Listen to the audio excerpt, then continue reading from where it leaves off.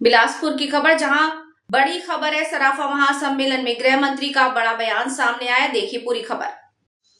बिलासपुर के बंगला चौक स्थित रामदेव लॉन में आयोजित छत्तीसगढ़ सराफा महासम्मेलन 2026 में प्रदेश के गृह मंत्री विजय शर्मा ने सराफा व्यापारियों से जुड़े मुद्दों, साइबर अपराध और कानून व्यवस्था पर खुलकर अपनी बात रखी। उन्होंने कहा कि व्यापारियों के साथ हुई घटनाओं में पुलिस ने तत्काल कार्रवाई की है और अपराधियों पर सख्ती जारी है।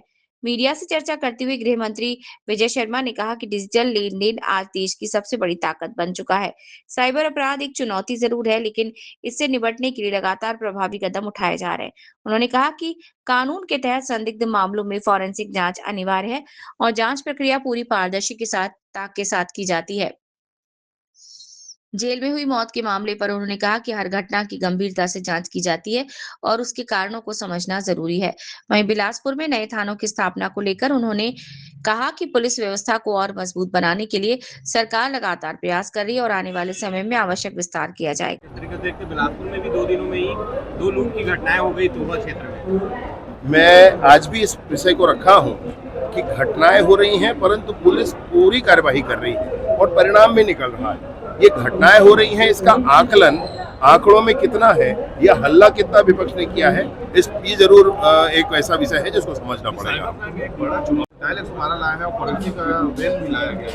फॉरेंसिक वैन इसलिए लाए हैं कि सारे जो बीएनएस की धाराएं हैं, जिसके अंतर्गत ये है कि 7 साल से अधिक सजा का कोई भी प्रावधान वाली धारा हो, उसमें फॉरेंसिक जांच कराना जरूरी है। तो फॉरेंसिक लैब नहीं स्थापित हुए हैं अभी, परंतु फॉरेंसिक लैब हर जगह अभी तुरंत नहीं हो सकते हैं। तो फॉरेंसिक वैन जो पूरे लैब के स्वरूप में है, वो कहीं पर भी क्राइम सीन क्रिएट करना हो या क्राइम सीन कहीं क्राइम हुआ हो तो वहाँ पर सैंपल कलेक्ट करना है, ब्लड सैंपल हो गया या फिर ह्यूमन बॉडी का कोई सैंपल हो गया या किसी भी तरह का सैंपल कलेक्ट करना हो, डिजिटल सैंपल भी कलेक्ट करने का काम वो हमारी मशीन कर पाएगी, इसलिए उसको वो बहुत उपयोगी है। साथ ही साथ 112 अभी तक हमारे प्रदेश में सिर्फ आधे जिलों में लागू था, 112 इस बार पूरे प्रदेश में लागू कर दिया गया है। 400 गाड़ी एक साथ उसके लिए आगे बढ़ाई गई है ताकि जनता को उस पर सुविधा मिल सके।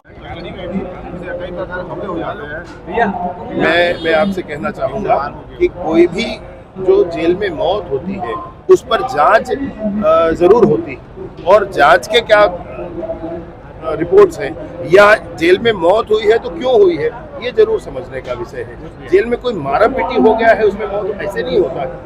कोई कारण होता है, वो कारण जांच का विषय होता है। तो कोई स्पेसिफिक आपके मन में हो तो जरूर मुझे बताइए, मैं क्लियर करूंगा उसको आपको। मैं आपसे कहना चाहूँगा कि कोई भी जो जेल में मौत होती है उस पर जांच जरूर होती है और जांच के क्या रिपोर्ट्स हैं या जेल में मौत हुई है तो क्यों हुई है, ये जरूर समझने का विषय है। जेल में कोई मारा पीटी हो गया है उसमें मौत, ऐसे नहीं होता है। कोई कारण होता है, वो कारण जांच का विषय होता है। तो कोई स्पेसिफिक आपके मन में हो तो जरूर मुझे बताइए, मैं क्लियर करूंगा उसको आपको। 2 साल से थाने यहाँ लंबित है, नहीं हुआ बजट नए थाने की जरूरत है। अनेक अन्य थाने किए गए हैं, बिलासपुर भी आवश्यक है। अभी आने वाले समय में बिलासपुर के पुलिस के पूरे ही फॉर्मेशन में बड़े बदलाव करके यहाँ पर पुलिस की व्यवस्था सुदृढ़ करने का काम करेंगे। प्रारंभिक तौर पर दुर्ग, बिलासपुर और रायपुर तीनों ही बात हुई थी, परंतु माननीय मुख्यमंत्री जी ने अभी रायपुर में लागू किया है और उसके परिणाम बहुत अच्छे आ रहे हैं। कालांतर में ये जरूर हो सकता है।